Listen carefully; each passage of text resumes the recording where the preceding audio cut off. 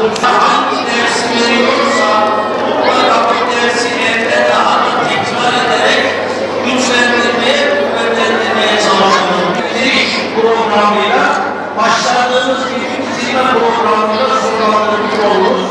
Ben tekrar başlamış olmak üzere elinize, tüm kardeşlerimize teşekkür ederim.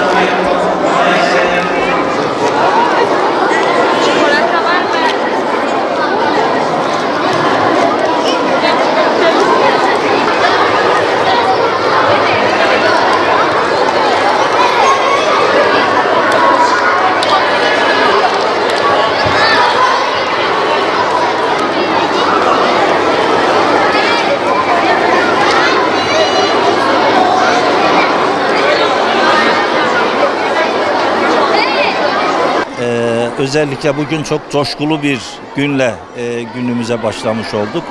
Diyanet İşleri Başkanlığımız her yıl olduğu gibi bu yılda yaz kurslarında çocuklarımıza yönelik olarak Kur'an-ı Kerim kursları açıverdi. Biz bu kurslarda çocuklarımıza hem Kur'an-ı Kerim öğretiyoruz, hem dini bilgiler veriyoruz, Allah'ı, peygamberi tanıtıyoruz, diğer bilgileri vermeye çalışıyoruz. Artı çocukların kendi kapasitesine göre küçük ilmihal bilgileri, ne bileyim yani görsel bilgiler, abdesttir, namazdır, bunları öğretmeye çalışıyoruz. Bunun yanında bütün çocuklarımız Gençlik Spor Müdürlüğümüzde, belediyemizde işbirliği içerisinde sportif faaliyetlere de katılmış oluyorlar. Şu anda 40 bine yakın öğrencimiz bugün itibariyle kayıt yapmış durumda.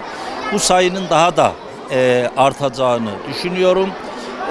Ve özellikle gerek başkanlık olarak gerekse Diyarbakır İl Müftülüğü olarak yaz kurslarını çok önemsiyoruz. Neden? Çünkü bu kurslarda bizim çocuklarımız iki aylık dönem içerisinde belki bütün ömrü boyunca kendisine yetecek bilgileri alıyor. Yani başka zaman fırsat bulamıyor. Çocukluk döneminde gitmiş olduğu bir iki aylık kurslarda dini hayatını şekillendirmiş oluyor. Onun için buradan bütün Diyarbakır halkına da çağrıda bulunuyorum. Mutlaka yavrularımızı bu yaz Kur'an kurslarından istifade ettirmeye çalışalım. Yaz kurslarına çocuklarımızı gönderelim ki onların dinini, diyanetini öğrenmelerine veliler de yardımcı olsun. Ben bu vesileyle sizin kanalınızla velilere çocuklarını kurslarımıza, camilerimize gönderdiği için çok teşekkür ediyorum.